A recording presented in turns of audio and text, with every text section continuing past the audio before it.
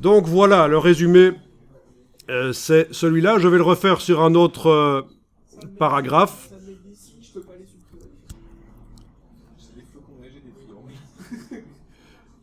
Donc, après la balise de fin de style imbriqué, il faut un espace, mais il y en a déjà un. Il faut insérer après cet espace, donc vous le voyez l'espace là, après la balise de fin de style imbriqué, le backslash là, vous avez un espace. Après cet espace, vous devez insérer le carré en allant dans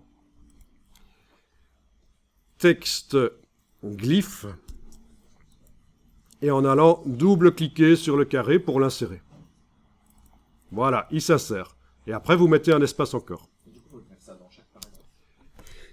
Donc c'est ça l'idée, c'est que, en effet, pour avoir ce carré, il faudra au moins... oui, mais on peut le faire par copier-coller aussi après, quand c'est bon.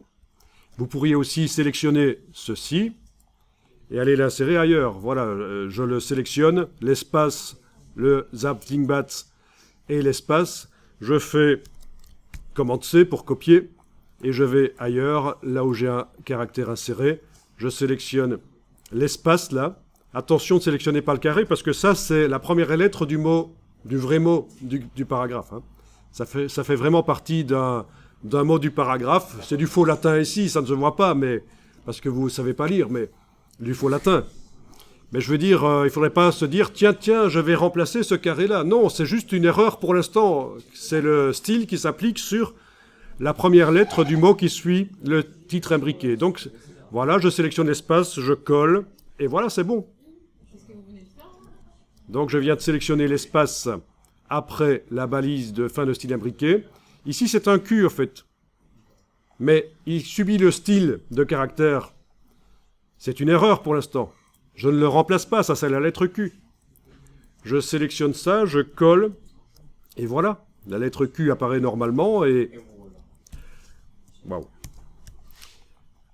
Donc je vais aller tester ailleurs. Hein. On a encore un paragraphe là, je teste...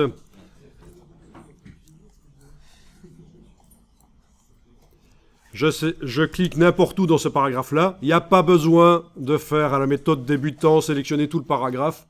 Quand vous voulez modifier un paragraphe, on clique dedans, InDesign sait que vous voulez le modifier.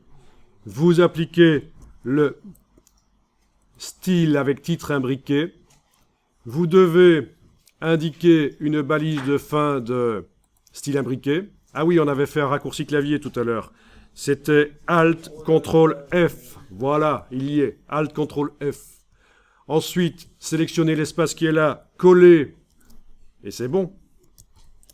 Donc vous voyez ce que je colle. Je colle quelque chose que j'ai été copié d'un paragraphe où ça fonctionnait bien. J'ai été sélectionné tout à l'heure l'espace, le Zapdingbat, l'espace. J'ai fait édition copier, et c'est ça que je colle après les balises de fin de style imbriqué. Je vais encore essayer pour remontrer s'il me reste un paragraphe qui... Oui, il me reste un paragraphe.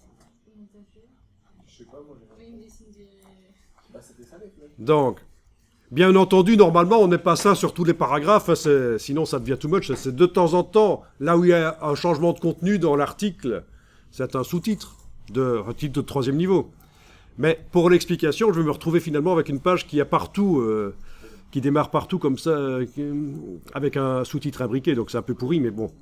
Donc, je clique dans le paragraphe, j'applique le style avec titre imbriqué, je dois indiquer où se termine le titre, il se termine là par exemple, je fais un Alt, CTRL, F chez moi, ou si vous n'avez pas le raccourci clavier, ce sera clic droit, insérer un caractère spécial, autre, fin de style imbriqué ici.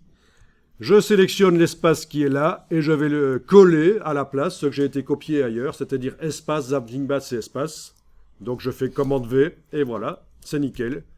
Vous avez au niveau du look quelque chose qui ressemble à ce que vous connaissez peut-être dans certains magazines, des styles imbriqués comme ça se fait. Mais pas autant que j'ai fait sur la page ici, parce que j'ai démontré ici. Ok, vous enregistrez le document quand c'est fait. Ok, donc ici j'enregistre sous le nom 231.